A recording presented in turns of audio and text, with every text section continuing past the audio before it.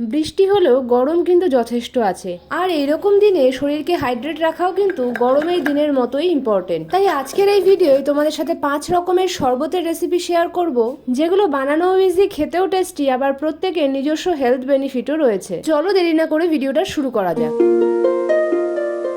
প্রথম শরবতের রেসিপিটা আমরা এমন কিছু উপকরণ দিয়ে বানাবো যেগুলো সাধারণত আমরা ডিটক্স ওয়াটার বানাতে ইউজ করে থাকি। শরীর থেকে টক্সিক রিমুভ করার জন্য শসা, আদা, লেবু এইসব দিয়ে ডিটক্স ওয়াটার বানানো আমরা আগেও দেখেছি, তবে আজকে এগুলোর পেস্ট দিয়ে আমরা একটা শরবত বানাবো। শসা, আদা, কাঁচা লঙ্কা আর পুদিনা পাতা একসাথে নিয়ে একটা পেস্ট বানিয়ে নেব। পেস্টটা চাইলে তোমরা মিক্সিতে করে নিতে পারো, তবে আমি যেহেতু কম কোয়ান্টিটিতে বানাচ্ছি তাই মিক্সির চেয়ে শিলনোড়ায় করলে পেস্টটা বেশি মিহি হবে, আর শরবতের জন্য পেস্টটা যত মিহি হবে খেতে তত সুস্বাদু হবে।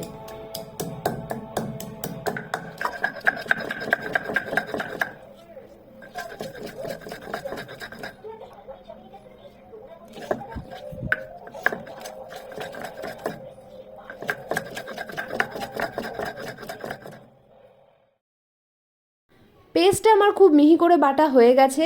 এবার ফ্রিজ থাকলে এই পেস্টটাকে একদিনের জন্য ফ্রিজে রেখে দিতে পারো। যখন শরবত খেতে ইচ্ছে করবে তখন এই বাটি থেকে 1 চামচ পেস্ট একটা গ্লাসে নিয়ে তার সাথে কিছু কিছু জিনিস মিশিয়ে শরবতটা বানিয়ে নিতে পারো। তো চলো এবার দেখে নেওয়া যাক এই শরবতটা বানানোর জন্য আর কি কি মিক্সড করতে হবে। এর মধ্যে খুব বেশি কিছু না, সামান্য বিট লবণ, খানিকটা নর্মাল লবণ, একটু আমচুর পাউডার আর একটু চাট মশলা। এর মধ্যে আমচুর পাউডার বা চাট মশলা যদি নাও দাও তাও কিন্তু খেতে টেস্টি লাগবে। এবার কয়েক টুকরো বরফ আর ঠান্ডা জল দিয়ে ভালো করে মিশিয়ে নিলেই কিন্তু শরবতটা তৈরি। তোমরা চাইলে হাফ লেবুর রসও এর মধ্যে কিন্তু দিতে পারো। ব্রেকফাস্ট কিংবা লাঞ্চের 2 ঘন্টা পর এরকম একটা শরবত খেলে কিন্তু ডাইজেশনে অনেকটাই হেল্প হবে। তাছাড়া এই গরমে কাজ থেকে ফেরার পর কিংবা হেভি ওয়ার্কআউটের পর যদি রিফ্রেশিং কোনো ড্রিঙ্ক খেতে চাও তাহলেও কিন্তু এই ড্রিঙ্কসটা ট্রাই করতে পারো। নিমিষের মধ্যে কিন্তু শরীরকে একদম রিফ্রেশ করে দেবে। তো এবার চলো নেক্সট রেসিপিতে যাওয়া যাক। ভীষণ কমন একটা ড্রিঙ্কস, তবে আমি বানাচ্ছি একটু আনকমন ভাবেই। না ছাঁচ না লাস্সি, একটা মাঝামাঝি শরবতের রেসিপি। বাড়িতে পাতা টক দই বা প্যাকেটের টক দই একটা বাটিতে নিয়ে খুব ভালো মতো ফেটিয়ে নিতে হবে। এবার দিতে হবে বেশ খানিকটা চিনি। চিনি দিলেই ব্যাপারটা একটু আনহেলদি হয়ে যায়। চাইলে এর বদলে তোমরা গুড় দিতে পারো, কিংবা গুড় চিনি দুটোই অ্যাভয়েড করতে পারো।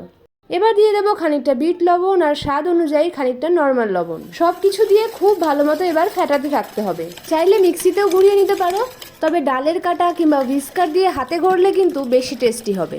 এবার এর মধ্যে যতটা দই ছিল ঠিক ততটাই জল অ্যাড করব। দইটা যদি ফ্রিজ থেকে বের করে বানাও আর তার মধ্যে যদি ঠান্ডা জল অ্যাড করতে পারো তাহলে কিন্তু আরও রিফ্রেশিং হবে। তবে যদি সেরকম ব্যবস্থা না থাকে দইটাকে যেভাবে পসিবল একটু ঠান্ডা রাখার চেষ্টা করবে। আর তোমরা চাইলে এর মধ্যে বরফের টুকরোও দিয়ে নিতে পারো। দিনের যে কোনো সময় এটা তোমরা খেতে পারো, তবে আমি বিকেলের দিকে খাওয়াটাই বেশি প্রেফার করব। এরপর তোমাদের সাথে যে রেসিপিটা শেয়ার করব সেটা কিন্তু প্রোটিনে একদম ভরপুর। এনার্জি লেভেল বাড়াতে যেমন হেল্প করে, তেমন শরীরকে ঠান্ডা রাখতেও কিন্তু ভীষণভাবে হেল্প করে। এখন বানাবো ছাতুর শরবত, তবে এইভাবে সাধারণত বাড়িতে ছাতুর শরবত বানানো হয় না। তবে আমি বলবো আমার রেসিপিটা দেখে একদিন ছাতুর শরবত ট্রাই করে দেখো।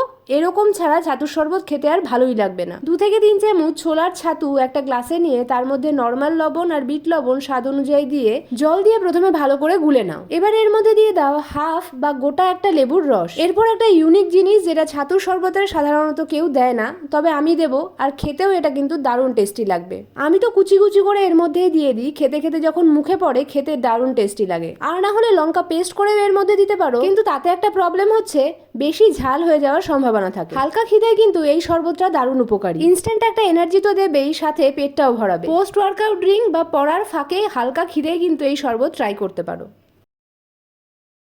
নেক্সট শরবতটা বাচ্চা থেকে বুড়ো সবারই ফেভারিট। আমার তো ভীষণ ফেভারিট, আম পোড়া শরবত। চলো দেখে নিই ইজি ওয়েতে কি করে বানাতে হয়। কাঁচা আম ভালো করে ধুয়ে নিয়ে গাটা মুছে নিয়েছি। এবার যেই জালিটার মধ্যে করে এটাকে পোড়াবো সেটাতে আর আমটাতে ভালো করে সর্ষের তেল মাখিয়ে নিলাম। একটা চিমটা দিয়ে উল্টে পাল্টে সব দিকে কালো করে ভালো মতো পুড়িয়ে নিলাম। সর্ষের তেল মাখিয়ে নেওয়াতে জালিটার সাথে আমটা আটকে আটকে যাবে না, আবার আমটা থেকে খোসা ছাড়ানোর সময়ও ইজি হয়ে যাবে। এই দেখো কত ইজিলি খোসাটা ছাড়িয়ে নিচ্ছি। খোসাটা মানে পোড়া অংশটা খুব ভালো করে ছাড়িয়ে নিয়ে এটাকে একটা পাত্রে নিয়ে তার মধ্যে পরিমাণ মতো চিনি আর বিট লবণ দিয়ে এর আমটাকে ভালো করে চটকে নেব।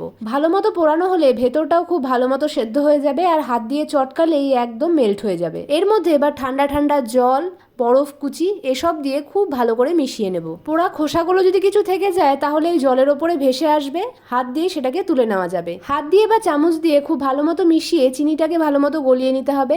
আটিটা এর মধ্যে থেকে বের করে দিতে হবে, আর তারপরে স্বাদ মতো একটু চাট মশলা আর যদি প্রয়োজন পড়ে আর নর্মাল খাবার লবণ এর সাথে একটু মিশিয়ে নিতে হবে। টক ঝাল মিষ্টি এই শরবতটা কিন্তু গরমে ট্রাই করতে একদম ভুলো না। নেক্সট যে শরবতটা দেখাচ্ছি এটা যে শুধু শরবত তাই না, একটা পেট ভরার মতো খাবারও। কয়েকটা জিনিস একটু আগে করে নিতে হবে।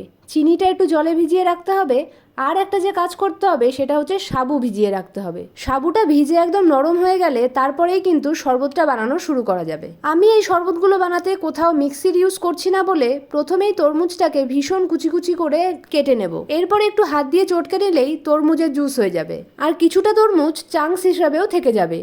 বীজগুলো এর মধ্যে থেকে বের করে নিয়ে তরমুজের জুস সহ তরমুজের কিছু টুকরো গ্লাসের মধ্যে দিয়ে নেব। তোমরা যদি মিক্সিতে করতে চাও তাহলে কিছু তরমুজ মিক্সিতে পেস্ট করে নিতে পারো, আর কিছু তরমুজ এরকম কুচি কুচি করে কেটে নিতে পারো।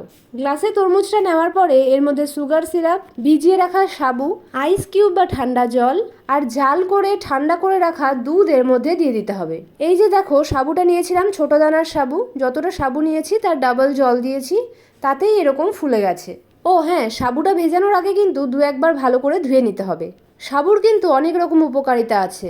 ভেজানো সাবুতে বেশ অনেকটা জল থাকে, তাই পেটে গেলে অনেকক্ষণ ভরাও থাকে, আবার শরীরকে হাইড্রেটও রাখে। ঠান্ডা ঠান্ডা এই শরবতটা খেয়ে রিফ্রেশ তো লাগেই, তবে একটা জিনিস খেয়াল রাখবে, তরমুজে কিন্তু পেট গরম হয়। খুব বেশি পরিমাণে তরমুজের মধ্যে না ইউজ করাই ভালো।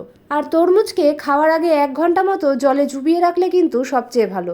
রিফ্রেশিং এই শরবতটাও কিন্তু তোমাদের হালকা খিদে পেট ভরাবে। গরমের সিজন এখনো অনেক দিন আছে, এর মধ্যে এই শরবতের রেসিপিগুলো কিন্তু অবশ্যই বাড়িতে ট্রাই করো। আর কোন রেসিপিটা তোমাদের সবচেয়ে ভালো লাগলো কমেন্টে জানাতে কিন্তু আমাকে একদমই ভুলো না। ভিডিওটা হেল্পফুল মনে হলে লাইক করো, বন্ধুদের সাথে শেয়ার করো। খুব শিগগিরই আসবো নতুন একটা ইন্টারেস্টিং ভিডিও নিয়ে। Till then tata.